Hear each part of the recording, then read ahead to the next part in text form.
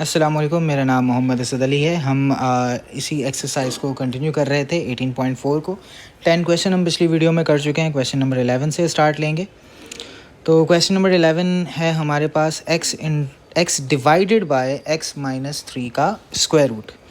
अच्छा, इसमें हम इसको रीअरेंज करके लिखेंगे। सबसे पहले इसको हम ऐसे भी लिख सकते हैं, x डिवाइडेड बाय यानी x अपॉन x माइनस 3 का स्क्वायर रूट dx।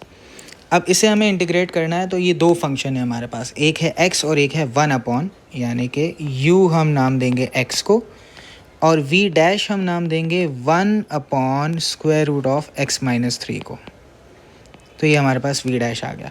अच्छा, अब रूल हमारा वही फॉलो होगा जो हम पहले कर रहे थे। तो u का डेरिवेटिव जो होगा वो 1 होगा और जो v होगा, v की थोड़ी सी लंबी कैलकुलेशन है, तो मैं यहाँ इसको जितना शॉर्ट हो सका करने की कोशिश करूँगा। v बराबर होगा integral of 1 upon square root of x minus 3, यानी कि इंटीग्रल ऑफ x माइनस 3 की पावर माइनस 1 अपॉन 2। यानी स्क्वायर रूट को ख़त्म करते हैं तो पावर 1 अपॉन 2 लगाते हैं, और जब हम उसे ऊपर ले जाएंगे न्यूमरेटर में तो पावर उसकी माइनस 1 अपॉन 2 बन जाएगी। अब जब इसे इंटीग्रेट करेंगे तो x माइनस 3 की power minus 1 upon 2 plus 1 divided bye minus 1 upon 2 plus 1 बन जाएगी। और बिल्कुल फाइनल जब इसे हम सिंप्लीफाई कर, बल्कि नहीं, इसके दो स्टेप और होंगे, तो 1 माइनस हाफ ही होता है, तो x माइनस 3 की पावर हाफ बन गई। यहाँ पर डिवाइडेड बाय हाफ है तो इसे मल्टीप्लाई बाय 2 कर देते हैं, एक ही बात है। अच्छा जी, क्योंकि डिवाइड बाय 1 अपॉन 2 था तो मल्टीप्लाई बाय 2 अपॉन 1 बनेगा, तो 2 अपॉन 1 2 ही बनता है। उसके बाद अब हमारे पास क्योंकि सारी चीज़ें आ चुकी हैं तो हम आसानी से फॉर्मूला लिख के उसमें वैल्यू सब्स्टिट्यूट कर सकते हैं। फॉर्मूला में ये था कि हम u और v को स्ट्रेट मल्टीप्लाई करते हैं, यानी ये वाली वैल्यू और ये वाली वैल्यू डायरेक्ट मल्टीप्लाई होगी, और फिर उसके बाद जो u डैश है वो u से मल्टीप्लाई होगा और उसका इंटीग्रल माइनस किया जाएगा। तो u into V minus integral of v into U dash D X. तो u इंटू वी क्या है, यानी x इंटू 2x माइनस 3 की पावर 1 अपॉन 2 है, तो square root of x minus 3 लिख देता हूँ मैं, एक ही बात है। पावर 1 अपॉन 2 का मतलब स्क्वायर रूट होता है, minus integral of 2x minus 3 की power 1 upon 2 into U dash यानी कि 1 dx। तो 2 कांस्टेंट को पहले लिखा जाता है, कोफिशिएंट अगर मल्टीप्लाई हो रहा हो, तो ये 2 इंटू एक्स माइनस 3, ये वाला पार्ट तो सिंप्लीफाई हो गया। माइनस 2 को हम बाहर लिख लेते हैं और यहाँ पर अब हमारे पास x माइनस 3 की पावर 1 अपॉन 2 को इंटीग्रेट करेंगे हम, क्योंकि 1 से मल्टीप्लाई होकर सेम आंसर आएगा। अब इसके बाद हम इसे इंटीग्रेट करते हैं x माइनस 3 की पावर 1 अपॉन 2 को, तो ये 2x square root of x minus 3 minus 2, एक ब्रैकेट लगा देते हैं हम इसके लिए, x माइनस 3 की power 1 upon 2 plus 1 divided by 1 upon 2 plus 1 होगा, प्लस c। तो ये 2x square root of x minus 3 minus 2 into x minus 3 की पावर 1 अपॉन 2 प्लस 1 जब हम करेंगे तो 2 अंदर 2 2 प्लस 1 3 अपॉन 2 बन जाता है, ये divided by 3 upon 2 plus c। तो अब इसे हम जो डिवाइड हो रहा है 3 अपॉन 2 से मल्टीप्लाई में चेंज करेंगे तो प्लस का 2 अपॉन 3 बन जाएगा, 3 अपॉन 2। तो 2x square root of x minus 3 minus 2 upon 3, जब 2 से मल्टीप्लाई होगा तो 4 अपॉन 3, x माइनस 3 की पावर 3 अपॉन 2 प्लस c, ये हमारा आंसर होगा। क्वेश्चन 12 की तरफ चलते हैं। क्वेश्चन 12 भी एग्जैक्टली सेम 11 के जैसा ही है। तो इसमें हमें ये करना है कि u हम मानेंगे x को और v डैश हम मानेंगे x माइनस 3 की पावर माइनस 2 को। ये माइनस 2 इसलिए लिखा मैंने कि हम इसी सवाल को ऐसे भी लिख सकते हैं ना कि x अपॉन x माइनस 3 का होल स्क्वायर है। तो दूसरे अल्फाज में से यूँ भी कह सकते हैं कि x multiplied by x minus 3 की पावर माइनस 2 है। तो ये हमारा u बन जाएगा और ये हमारा v डैश बन जाएगा। तो u डैश बराबर होगा 1 के, और v बराबर होगा इंटीग्रल ऑफ v डैश, यानी कि x माइनस 3 की पावर -2 को इंटीग्रेट किया जाएगा। तो पावर 1 अगर -1 होती तो फिर वो लॉग लिया जाता है, -2 है तो हम इसे इंटीग्रेट कर सकते हैं। तो इंटीग्रल का साइन ख़त्म हो जाएगा और x माइनस 3 की पावर -2 + 1 डिवाइडेड बाय -2 + 1, जो कि बनेगा x माइनस 3 की पावर -2 + 1 1 होता है, अपॉन 1 बनेगा माइनस का, यानी कि 1/x माइनस 3। तो ये आ गई हमारे पास v की वैल्यू। अब हमारे पास u भी है, v भी है, बस फॉर्मूला लिखना है, वैल्यूज पुट करनी है, u v minus integral of v u dash dx। तो v u और v को मल्टीप्लाई करना है, यानी x को मल्टीप्लाई करना है 1/x माइनस 3 से, minus integral of v u dash यानी 1/x minus 3 into U dash यानी कि 1 और प्लस c, सॉरी dx, क्योंकि अभी इंटीग्रेट किया नहीं हमने। तो ये x/x माइनस 3 बनेगा, क्योंकि x को 1 से मल्टीप्लाई करेंगे हम। और उसके बाद अच्छा, इसमें एक माइनस साइन भी है, वो मैं इग्नोर कर रहा हूँ। ये -1 है तो ये माइनस यहाँ भी आएगा, ये यहाँ भी आना था, तो ये पूरा माइनस हो जाएगा। और ये माइनस क्योंकि यहाँ आ रहा है तो नेक्स्ट स्टेप में ये माइनस माइनस प्लस हो जाएगा। और अगर x माइनस 3 को ऊपर ले जाऊँगा तो पावर -1 हो जाएगी। तो इसका मतलब है कि इसको हमें डायरेक्ट उस पावर वाले फॉर्मूले से नहीं कर सकता, मुझे सिंपल लॉग लिखना पड़ेगा ln x माइनस 3 + c, क्योंकि अगर डिनोमिनेटर में ब्रैकेट की पावर 1 हो तो फिर लॉग लिया जाता है, ब्रैकेट की या x की पावर 1 हो तो ln लिखा जाता है और फिर उसको लिखा जाता है। और फिर ज़ाहिर है x माइनस 3 का डेरिवेटिव डिवाइड भी होगा, तो x माइनस 3 का डेरिवेटिव 1 होता है, तो वो लिखने की ज़रूरत नहीं है। अच्छा जी, क्वेश्चन 13 की तरफ चलते हैं। क्वेश्चन नंबर 13 में स्पेस चाहिए होगा हमें काफ़ी।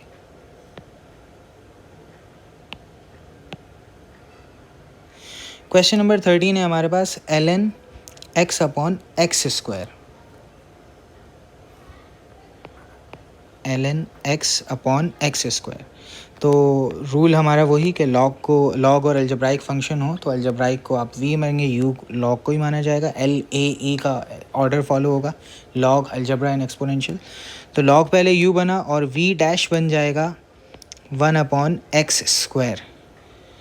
तो v क्या होगा, v होगा इंटीग्रल ऑफ 1/x², यानी कि dx लिखना पड़ेगा, यानी कि इंटीग्रल ऑफ x की पावर -2, और -2 को इंटीग्रेट करेंगे तो x की पावर -2 + 1 यानी कि -1 अपॉन -1 यानी -1/x बनेगी। तो हमारे पास v जो आया है वो माइनस का 1/x आया है। अच्छा जी, और u डैश क्या होगा, u डैश होगा ln x का डेरिवेटिव 1/x होता है। तो सिंपली हमारा फॉर्मूला क्या था, u into V minus integral of v into U dash dx। तो u इंटू वी क्या है हमारे पास, ln x को मल्टीप्लाई किया जाएगा -1/x से, फिर minus integral of v into U dash. तो v क्या है, -1/x है, और u डैश क्या है, सिर्फ 1/x dx। तो ये ln x/x बन गया माइनस का, माइनस को बाहर निकाल देंगे तो प्लस बन जाएगा, और ये इंटीग्रल ऑफ 1/x² बन गया। तो इंटीग्रल ऑफ 1/x² हम शायद पहले भी निकाल चुके हैं, दोबारा निकाल लेते हैं, minus ln x/x plus integral of x की पावर -2 dx, क्योंकि dx इसलिए लिखा है कि अभी तक इंटीग्रेट किया नहीं, जब इंटीग्रेट कर लेंगे तो प्लस c आएगा। तो ln x/x प्लस x की पावर -2 + 1 होता है -1 अपॉन -1 प्लस c। तो minus ln x/x minus 1/x plus c। तो ये आंसर बनता है हमारे पास क्वेश्चन नंबर 13 का। अच्छा जी, उसके बाद क्वेश्चन नंबर 14 पर जाते हैं। क्वेश्चन नंबर 14 में हमारे पास 2x + 5 की पावर 1 है और x + 1 की पावर 1/2। तो ज़ाहिर 2x + 5 को डेरिवेट करना ज़्यादा इजी होता है, तो हम इसे u मानेंगे। u = 2x + 5 and V dash is equal to, क्योंकि दोनों ही अलजेब्राइक है ना, तो दोनों ही अलजेब्राइक है, तो जिसको डेरिवेट करना ईजी होता है उसको यू मानते हैं। तो x प्लस 1 की पावर 1/2, तो u डैश क्या होगा, 2x प्लस 5 का डेरिवेटिव सिर्फ 2 होता है, और v क्या हो जाएगा, v हो जाएगा इंटीग्रल ऑफ x प्लस 1 की पावर 1/2 dx। तो जब इसे इंटीग्रेट करेंगे हम तो x प्लस 1 की power 1/2 plus 1 divided bye 1/2 plus 1 बनेगा। तो 1/2 प्लस 1 बनता है 3/2, तो x प्लस 1 की पावर 3/2 डिवाइडेड बाय 3/2 था, तो ये मल्टीप्लाई 2/3 बन जाएगा। तो अब हमारे पास u भी है और v भी है, तो फॉर्मूला में वैल्यू सब्स्टिट्यूट करते हैं, u इंटू वी लिखते हैं, minus integral of v into U dash D X. तो u इंटू वी यानी कि 2x प्लस 5 इंटू वी यानी कि 2/3 x प्लस 1 की power 3/2 minus integral of v into U dash. तो v हमारे पास 2/3 x प्लस 1 की पावर 3/2 और u डैश है हमारे पास 2 dx। कॉन्स्टेंट्स को पहले लिखते हैं, कोफिशिएंट्स को पहले लिखते हैं। 2x प्लस 5 x प्लस 1 की पावर 3/2 माइनस 2 2 4 होता है, तो 4/3 को हम पहले बाहर लिख लेते हैं, और यहाँ इंटीग्रेशन में हमारे पास बचेगा x प्लस 1 की पावर 3/2 dx। तो ये 2/3 2x प्लस 5 x प्लस 1 की पावर 3/2 माइनस 4/3, और ये x प्लस 1 की power 3/2 plus 1 divided by 3/2 plus 1 plus C. लेकिन याद रहे इन सारे क्वेश्चंस में इत्तेफाक से ब्रैकेट में सिर्फ x आ रहा है। अगर ब्रैकेट में 2x हो 3x हो तो जब उसको इंटीग्रेट करेंगे तो 2x प्लस 1 का डेरिवेटिव 2 होता है, तो डिवाइड बाय 2 भी हो रहा होगा साथ साथ। तो ये 2/3 2x प्लस 5 x प्लस 1 की पावर 3/2 माइनस 4/3, और x प्लस 1 की पावर 2 1 2 2 प्लस 1 2 प्लस 3 5 होता है, तो 5/2 डिवाइडेड बाय 5/2 प्लस सी। और इसे मज़ीद सिंप्लीफाई कर दें तो 2/3 2x प्लस 5 x प्लस 1 की पावर 3/2। 5/2 को जब हम मल्टीप्लिकेशन में चेंज करेंगे तो 2/5 बन जाएगा, और 2/5 जब 4/3 से मल्टीप्लाई होगा तो माइनस का 2 4 ज़ा 8 और 5 3 ज़ा 15 बन जाएगा, और ये x प्लस 1 की पावर 5/2 रहेगी प्लस सी। तो ये हमारे पास आंसर आया है क्वेश्चन नंबर 14 का। 15 की तरफ चलते हैं। अच्छा, 15 के बाद हमारे पास पार्शियल फ्रैक्शन शुरू हो रहे हैं। तो पार्शियल फ्रैक्शन के लिए सबसे पहली चीज़ हमें क्या समझना ज़रूरी है वो ये कि पार्शियल फ्रैक्शन को शो कैसे किया जाता है। तो पहले कुछ प्रैक्टिस करते हैं पार्शियल फ्रैक्शन की। देखिए, अगर हमारे पास पार्शियल फ्रैक्शंस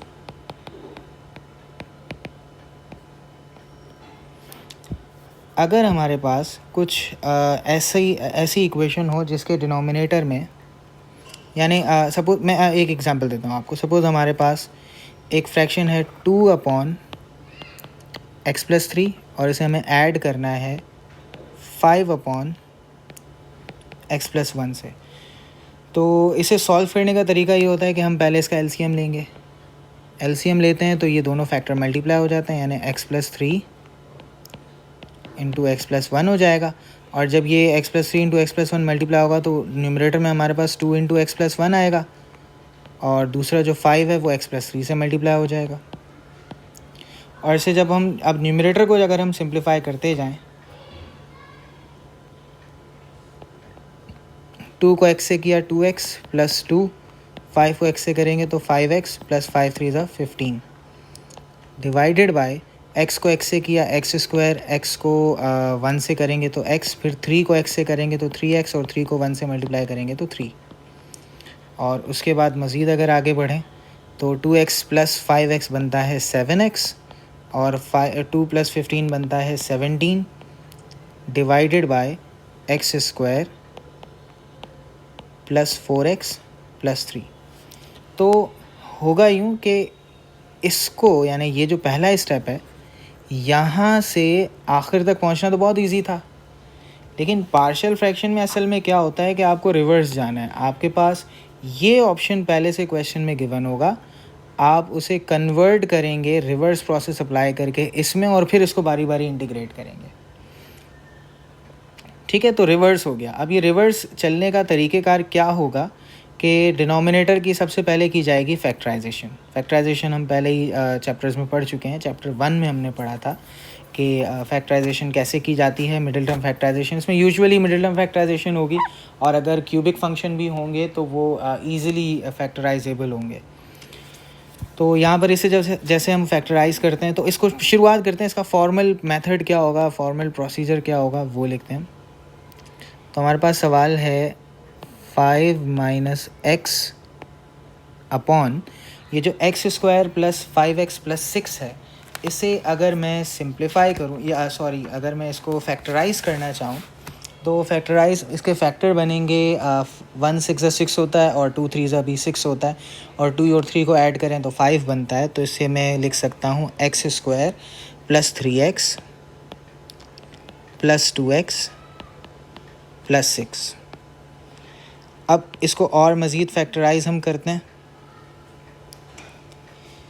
तो 5 माइनस एक्स न्यूमरेटर में वैसे ही रहेगा, डिनोमिनेटर में x कॉमन ले लिया हमने तो x प्लस 3 बचेगा, और दूसरे दो पेयर से हमने 2 कॉमन ले लिया तो यहाँ भी x प्लस 3 बचेगा। और सिंप्लीफाई करें तो 5 माइनस एक्स, डिनोमिनेटर में एक ब्रैकेट में x प्लस 3 बचा और दूसरे ब्रैकेट में x प्लस 2 बचा। अब हम इसे नाम दे रहे हैं इक्वेशन नंबर 1। अब हम मेहनत करेंगे इसी फ्रैक्शन को पार्शियल फ्रैक्शन में चेंज करने की, कि दो ऐसे फ्रैक्शन हो हमारे पास जिसमें एक नंबर के नीचे x प्लस 3 और दूसरे के नीचे x प्लस 2 हो। तो उसके लिए हम क्या कर रहे हैं, हम कह रहे हैं कि भाई एक जो a होगा उसको हम कैपिटल A नाम दे देते हैं, उसके नीचे x प्लस 3 होगा, और जो दूसरा इंटीजर होगा b, इंटीजर भी हो सकता है, खैर फ्रैक्शन भी हो सकता है, उसके नीचे x प्लस 2 होगा। इनको जब हम सॉल्व करेंगे तो हमारा answer 5 minus x upon x plus 3 into x plus 2 आना चाहिए। तो अगर हम लेफ़्ट हैंड साइड को सॉल्व करें, जाहिर सी बात जैसे हमने ऊपर अभी आपको एग्जांपल सॉल्व करके दिखाई कि यहाँ से समझ लें अब शुरू हो गया है। अब ये 2 की जगह पर आपको a लिखा हुआ मिला है और 5 की जगह पर b लिखा हुआ मिला है, और बिल्कुल यही सेम तरीके से सॉल्व करते हुए यहाँ तक आना है। तो इसके लिए हम क्या करेंगे, ज़ाहिर है एलसीएम का आंसर तो x plus 3 into x plus 2 ही आएगा, और ये a मल्टीप्लाई होगा x प्लस 2 से, क्योंकि इसके नीचे x प्लस 3 है, एक फैक्टर मौजूद है दूसरा नहीं है, और इसी तरह b मल्टीप्लाई हो जाएगा x प्लस 3 से, और यहाँ पर 5 minus x divided by x plus 3 x plus 2। अच्छा, अब क्योंकि ये डिवाइड हो रहा है, दूसरी तरफ मल्टीप्लाई होगा, ये भी डिवाइड हो रहा है, दूसरी तरफ मल्टीप्लाई होगा, तो एक दूसरे से कैंसिल हो जाएंगे, तो डिनोमिनेटर दोनों के तो कैंसिल हो गए।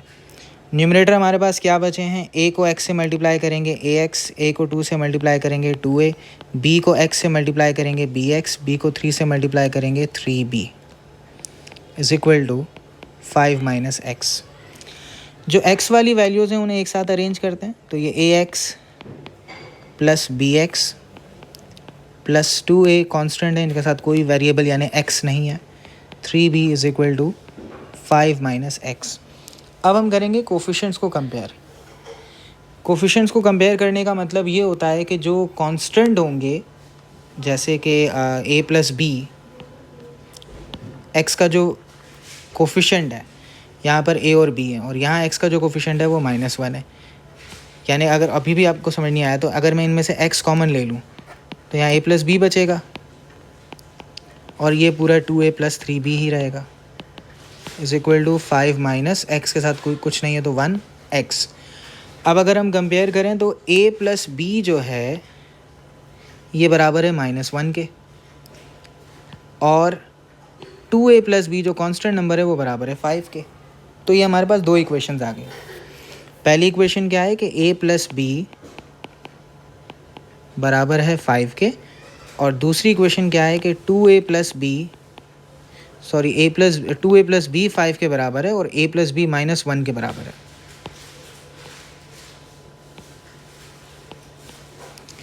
अब इनको साइमल्टेनियसली सॉल्व करके a और b की वैल्यू निकालनी है।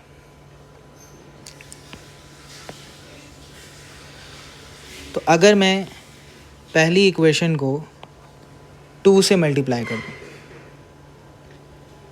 या 3 से कर देते हैं, तो मतलब a या b में से किसी एक की वैल्यू चाहिए तो 2 से मल्टीप्लाई कर देते हैं।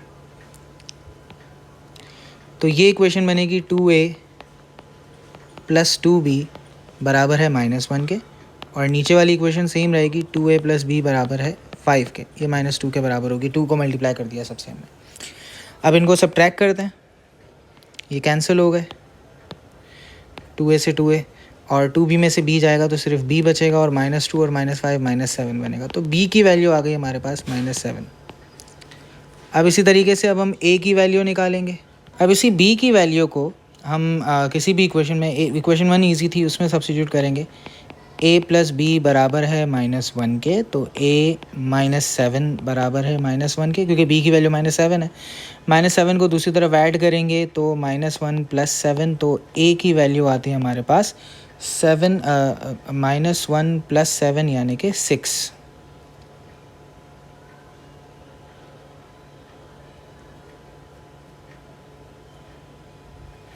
अब इसे सिंप्लीफाई करेंगे। अच्छा, एक इसमें छोटी सी हमसे मिस्टेक हुई है, वो ये कि 3b है, ये 2a + 3b है और मैंने 2a + b लिख दिया था। ये 2a + 3b = 5 - 1x है। तो ज़ाहिर है हमारी इक्वेशंस भी चेंज हो जाएंगी, तो मैं इसे फ़िलहाल रिमूव कर देता हूँ ताकि ये आगे हमारे लिए मसला ना करे। इसे मैं दोबारा सॉल्व कर देता हूँ।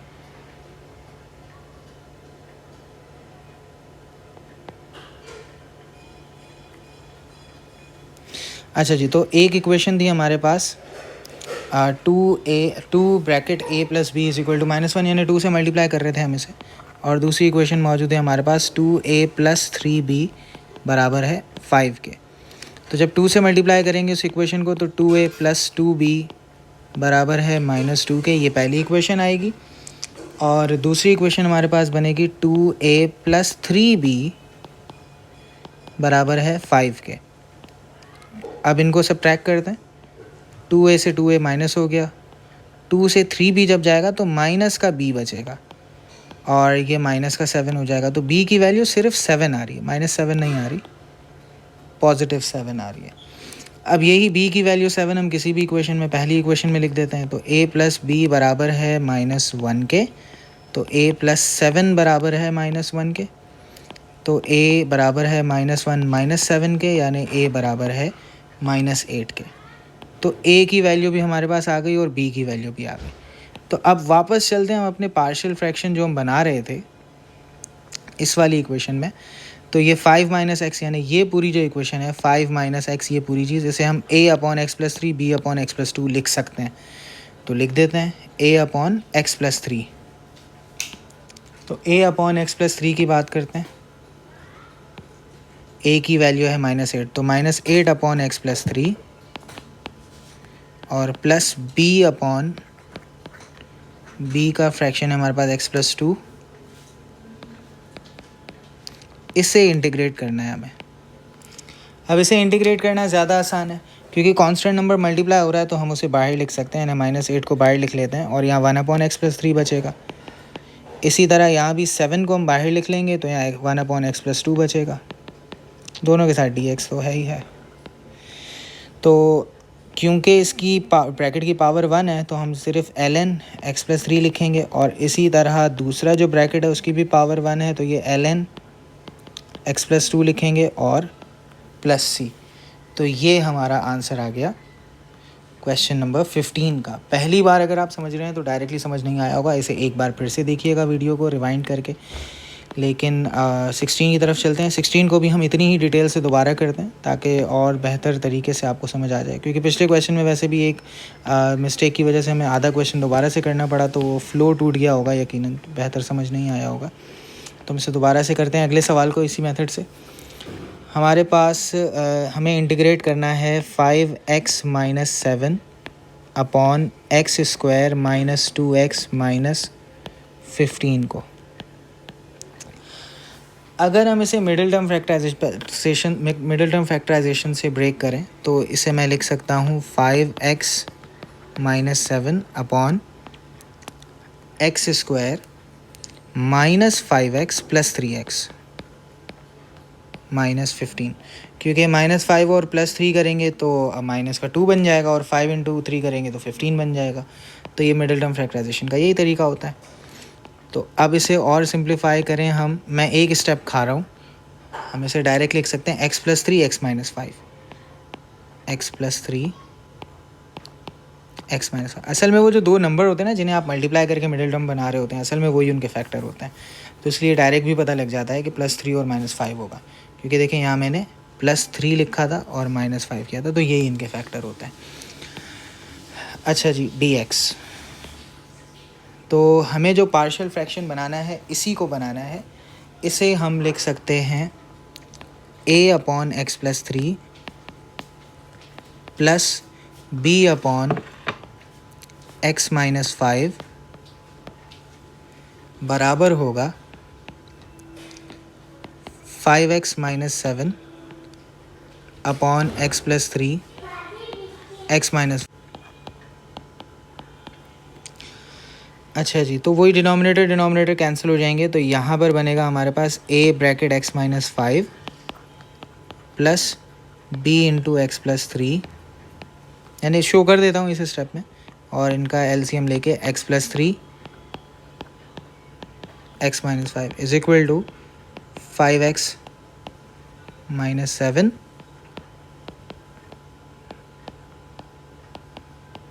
X plus 3 X minus 5। अच्छा जी, अब क्योंकि ये डिनोमिनेटर कैंसिल हो जाएंगे, एक्स प्लस 3 डिवाइड हो रहा है उस तरफ मल्टीप्लाई होगा तो एक्स प्लस 3 से कैंसिल हो जाएगा, एक्स माइनस 5 डिवाइड हो रहा है दूसरी तरफ मल्टीप्लाई होगा तो कैंसिल हो जाएगा। अब जब इन ब्रैकेट को हम ओपन करेंगे, ए एक्स से मल्टीप्लाई होगा तो ए एक्स, ए 5 से मल्टीप्लाई होगा तो 5a, बी एक्स से मल्टीप्लाई होगा तो बी एक्स, बी 3 से मल्टीप्लाई होगा तो 3b, और यहाँ पर बचेगा 5x माइनस 7। इसे रीअरेंज करके लिखेंगे तो A X plus B X minus 5a plus 3b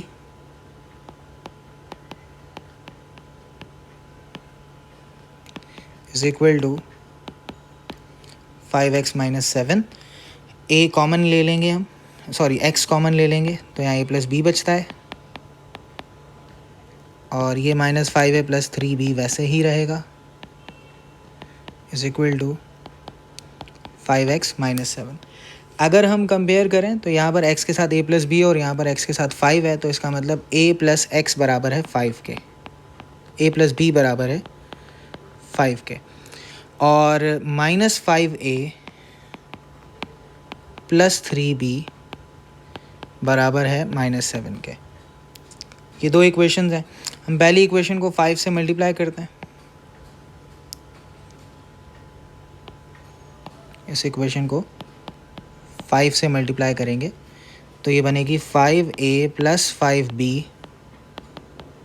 is equal to 25, और नीचे वाली इक्वेशन सेम रहेगी, minus 5a plus 3b is equal to minus 7। Minus 5a plus 5a cancel हो जाएंगे, 5b प्लस 3b 8b बन जाएगा, और 25 minus 7 18 बन जाएगा। तो b की वैल्यू आती है 18/8, जो कि सिंप्लीफाई होके बनता है 9/4। अच्छा जी, उसके बाद जब b की वैल्यू आ गई हमारे पास, यही b की वैल्यू हम किसी भी इक्वेशन में, पहली इक्वेशन यूजुअली ज़्यादा इजी होती है, a + b = 5 है हमारे पास, तो a + b = 5, तो a + b की जगह 9/4 = 5,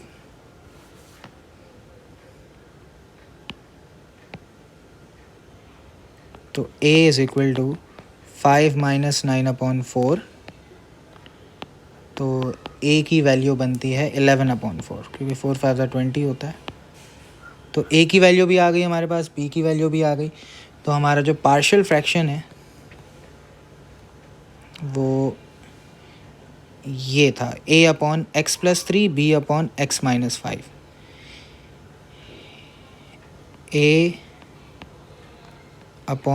a/x + 3 b/x - 5, इसे इंटीग्रेट करना है हमें।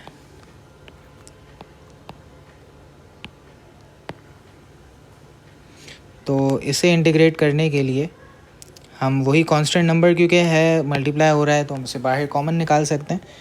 तो 11/4 को हमने बाहर लिख दिया और 1/x + 3 रहेगा dx, प्लस 9/4 को भी बाहर ले लिया हमने, और यहाँ 1/x - 5 dx। इसे जब इंटीग्रेट करेंगे तो 11/4 ln x + 3 plus 9/4 ln x - 5 plus c। तो ये हमारे पास आंसर आया इसका फाइनल क्वेश्चन नंबर 16 का। तो आई होप ये पार्शियल फ्रैक्शन का मेथड क्या होता है ये इजीली समझ आ गया होगा। इस वीडियो को हम यहीं पे लिमिट करते हैं, बाकी के जो क्वेश्चंस हैं 17 ऑनवर्ड्स हैं वो इंशाल्लाह हम नेक्स्ट वीडियो में सॉल्व करेंगे। लेकिन तब तक आप पार्शियल फ्रैक्शंस को अच्छे से समझकर इसी क्वेश्चंस को 1-2 बार खुद से सॉल्व करके अगले क्वेश्चंस भी पहले खुद से ट्राई करें, उसके बाद जब आप वीडियो देखें उसके बाद अपने आंसर्स उससे मैच करें, क्योंकि बेसिक मेथड आपको समझ आ गया है। अब आपको सिर्फ अपनी प्रैक्टिस